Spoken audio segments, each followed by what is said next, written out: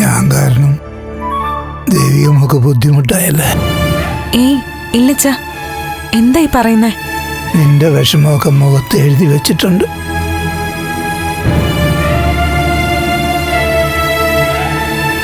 വിഷമിക്കണ്ട. വിധി എന്ന് പറയല്ലോ മോളെ, ചിലത് അനുഭവിച്ചേ പറ്റൂ.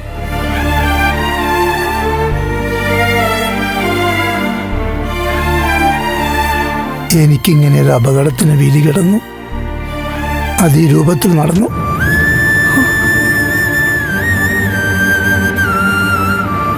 സംഭവങ്ങളൊക്കെ നിങ്ങളെല്ലാവരും അറിഞ്ഞു കാണുമല്ലോ.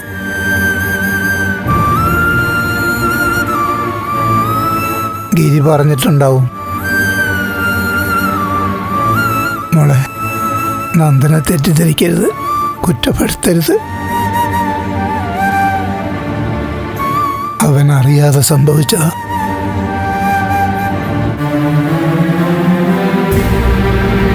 നിന്നെ അവൻ അത്രയ്ക്ക് ഇഷ്ടമല്ലായിരുന്നു.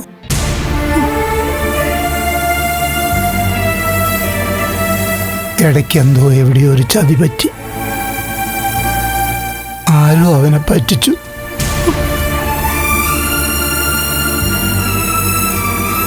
അച്ഛാ, അച്ഛൻ ഇങ്ങനെ സംസാരിക്കാതെ റെസ്റ്റ് എടുക്കാൻ പറഞ്ഞല്ലേ? അല്ല മോള്, എനിക്ക് തോന്നുന്നത് പലതും സംസാരിക്കാനുള്ള സന്ദർഭം ഇതാണെന്നാ.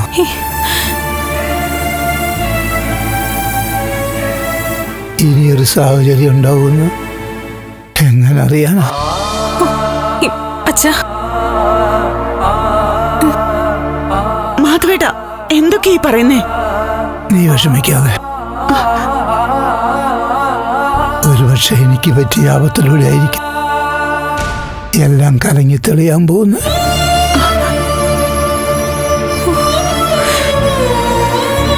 എനിക്കൊരു അപേക്ഷയുള്ളൂ, നന്ദമോനെ നിങ്ങൾ കുറ്റപ്പെടുത്തരുത്.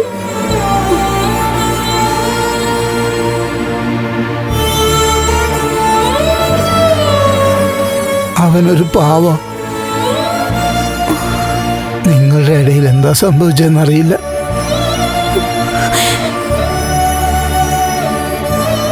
അവന് ഈ പുതിയ കൂട്ടുകെട്ടുകൾ എങ്ങനെ വന്നു എന്നും അറിയില്ല.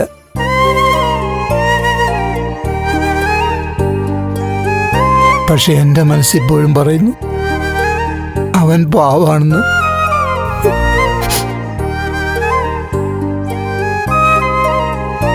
പാവമാവൻ. ചിലപ്പോ എന്തെങ്കിലുമൊക്കെ ചതി പറ്റിയതാവാം.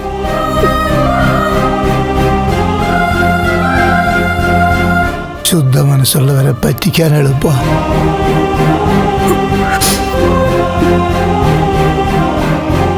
വലിയ ആപത്തിൽ കൊണ്ടുപോയി ചാടിക്കാനും പറ്റും.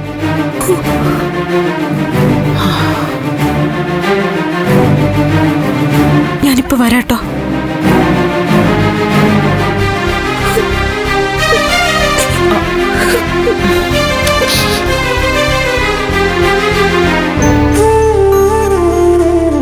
ഞാൻ പറഞ്ഞത് മോക്ക് വിഷമായും തോന്നുന്നു. ഏയ്, വിഷമിക്കാൻ മാത്രം എന്താ പറഞ്ഞേ?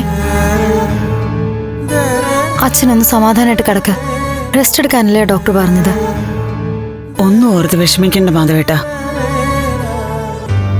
എല്ലാം ശരിയാവും.